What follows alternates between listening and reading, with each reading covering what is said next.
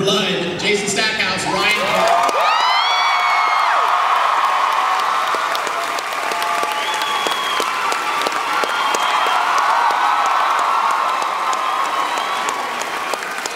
Totally badass Tara, Rutina Wesley.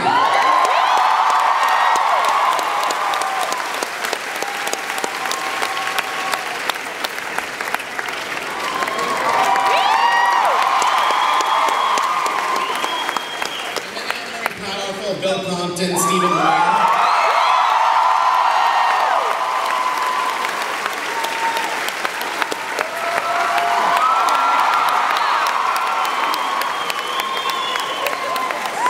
So good.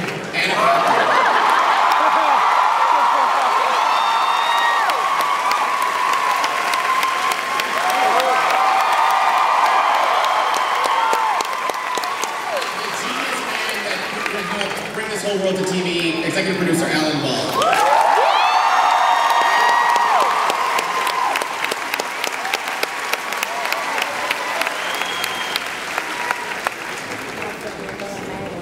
So Alan, I want to start with you. You know, we've seen serial killers like Maynard's, a crazy sheriff, now there's witches. Does Bontalk have some like amazing tax credits? Like, people living here. There's not even like a really good restaurant. There's like Merlot's is fine cuisine. Come on, if you could live in Bontalk, wouldn't you?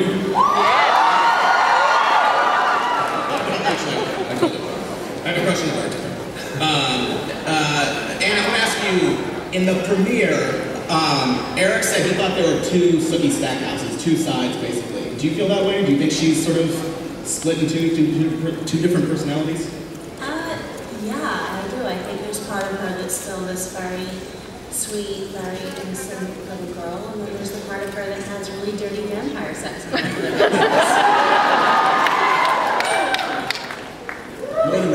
with possibly multiple vampires. And maybe one girl.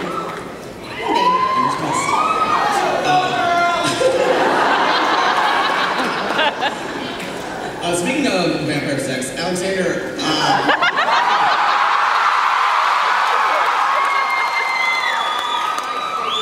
obviously Eric has had his memory erased, and you've been so funny for these last couple episodes. Have you enjoyed sort of playing the lighter Eric Northman? Yes.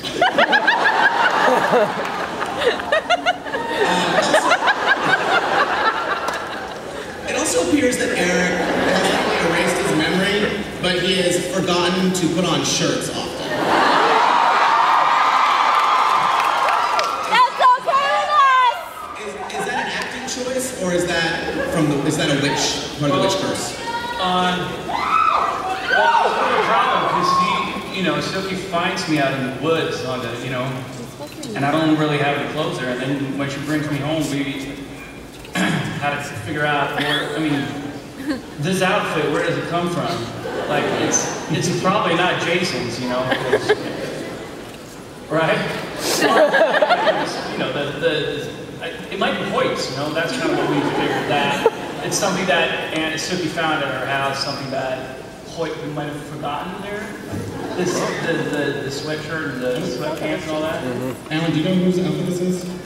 Whose outfit is it? I believe that if you were to take the Latin of the spell that was cast on Eric, and if you were to translate it, there is a part that says, and by the way, you will lose your shirt. And then you will find a really dorky outfit that you will wear for several episodes in a row and still be insanely hot. Well, that's kind of the mystery of the season. Where does this outfit come from? Steven, the twisted head sex scene with Lorena was kind of like probably the most sort of disturbing thing I feel like Bill's done so far. But then he screwed his great-granddaughter. That's a little weird. Are we going to see more fallout from this? Like, are we going to still deal with this more and more? I'm I'm glad that I didn't sort of go into some kind of crazy, filthy, dirty, neck-breaking sex with her and then find out that it was my... I think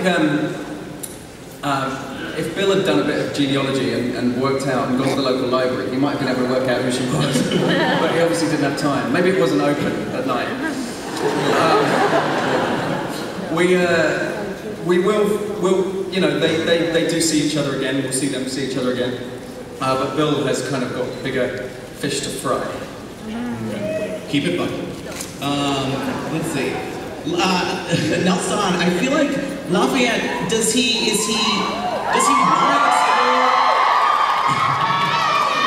want to explore these supernatural elements, or like with the Wicked, with the witches, or do you think he's just going along with Jesus because he loves the man? I think Jesus because he loves the dude. I don't think he wants to step out into the supernatural. Yeah. At least not with the witches. Yeah. Kevin, kind of the same question. I feel like Jesus there's some darkness there. Like, I feel like he's a little too into Marnie and the hand-holding and like evoking the spirits. I mean, can you tease anything? Is Jesus maybe secretly a big old bad guy? I think there's a little darkness in everybody, you know? Just have to watch and find out, bro. There's some good shit going on. Speaking of good SHIT, because there might be young people here. Tina, I love Tara's transformation. Like, you know, last season she was kind of a victim. This season she's just kicking ass and taking no prisoners.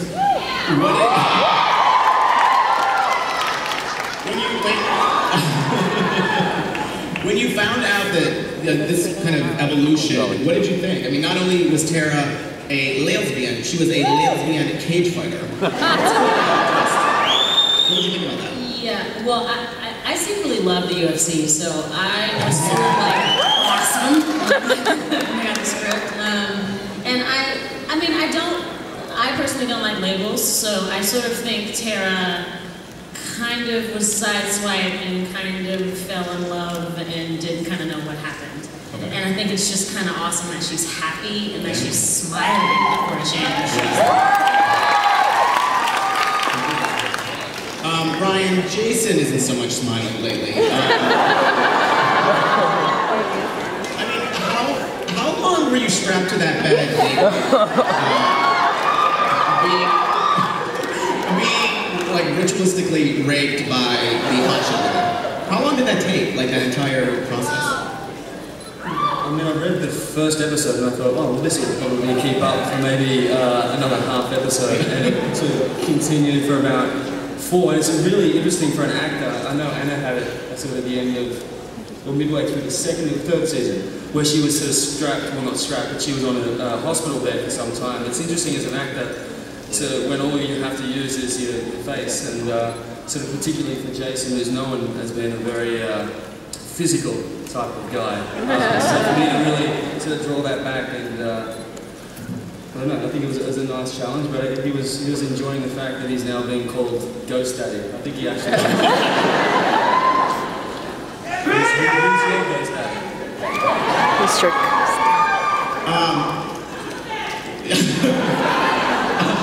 Deborah, you know, obviously you gave Jason some of your blood last week, or Jessica did. So what's actually happening? I feel like it looked like from the teaser that you guys have some action. Yeah, I think. Thank you. Oh, you're too young to watch our show.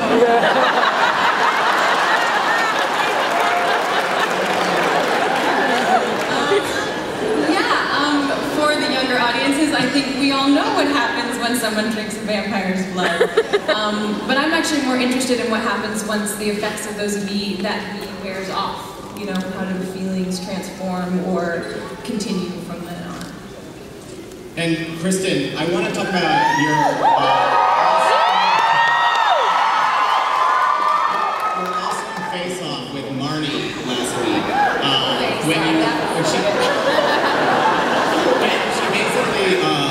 When she basically like dissolved your face. Was that how gross? I mean, were you squeamish over that? Because I got squeamish. Like it was pretty nasty. We worked really hard to make you squeamish and everybody else, but really doing it is a whole technical, many-hour experience. You know, it starts with being encased in plaster from here up, and they make a cast of my head, and then 9-hour day where we did a makeup test, and then 9 hours shooting it. And in my mind, the direction I had, Kristen, was find the hole and push up. And I thought, only on True Blood is that going to be the only direction I get in the scene.